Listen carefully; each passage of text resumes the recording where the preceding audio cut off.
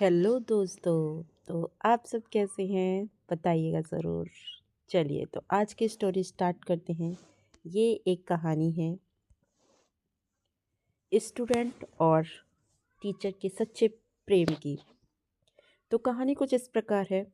अमित एक बहुत ही सुंदर और समझदार लड़का था और वह अब कॉलेज में पढ़ता था। उसका गांव मकरंदपुर से कॉलेज तक का रास्ता करीब 50 किलोमीटर का था और बसें भी गिनी चुनी थी।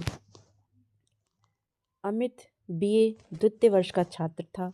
हर सुबह इसी समय गुजरता था।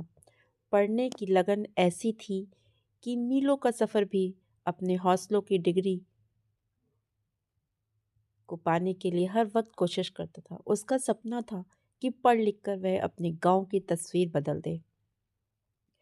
कॉलेज में हिंदी साहित्य के अध्यापिका थीं जिनका नाम प्रिया मैम। उनकी खूबसूरती के परिचय कॉलेज में थे, जिसे हम कह सकते हैं चर्चे थे। लेकिन उनकी आंखों में एक अनकही उदासी तैरती रहती थी जिसे कम ही लोग पढ़ पाते थे। अमित उसमें से एक था। वह प्रिया मैम की कक्षा नहीं छोड़ता था। उनके पढ़ने का अंदाज, उनकी आवाज़ की मिठास और हिंदी के प्रति उनका प्रेम अमित को मोह लेता था। वह चुपचाप उन्हें देखता था, उनके हर शब्द को अपने मन में उतारता था। धीरे धीरे प्रिया मैम भी अमित को नोटिस करने लगी। उनकी आंखों में ज्ञान की प्यास, उनकी विनम्रता और उनकी लगन उन्हें प्रभावित करती थी। कभी कभी कक्षा के बाद अमित उनसे कुछ सवाल पूछने के लिए रुक जाता था और प्रिया भी बड़े धैर्य से उनके सवालों का जवाब देती थी। इस छोटी सी मुलाकात में सब एक अनकहा सा रिश्ता पनपने लगा था।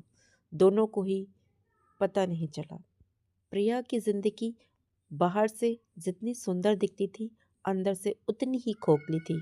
उसका पति रमेश एक नंबर का शराबी और जुआरी था। रोज रात को शराब पीकर घर आता था और प्रिया पर हाथ उठाता था। प्रिया की सिसकियां बंद कमरों के पीछे घुट कर रह गई थी। उसने कई बार ये सब छोड़कर जाने की सोची, पर समाज का डर और अकेलेपन का खौफ उसे रोक लेती थी। एक दिन कॉलेज में मुशायरा था। अमित ने एक दिन एक कविता पढ़ी जिसका शीर्षक था अधूरी चाहत। कविता में प्रेम, विरह और उम्मीद की ऐसी मर्म चित्रण था कि प्रिया जी की आंखें भर आईं। उस कविता में उन्हें अपनी ही जिंदगी की झलक दिखी। कार्यक्रम के बाद उन्होंने अमित को बुलाया और उसकी कविता की बहुत तारीफ की।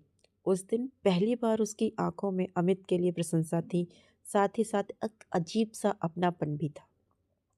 बरसात का मौसम शुरू हो चुका था। एक शाम कॉलेज में लौटते वक्त आसमान में काले बादल ऐसे घिरे जैसे लग रहा था कि रात हो गई है। अमित बस स्टॉप पर खड़ा था, लेकिन दूर दूर तक बस का कोई नामो निशान नहीं था।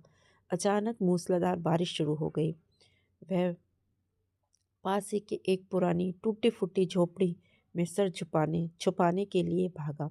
कुछ देर बाद उसी झोपड़ी में भीगती हुई प्रिया जी भी आ पहुंची। उनकी कार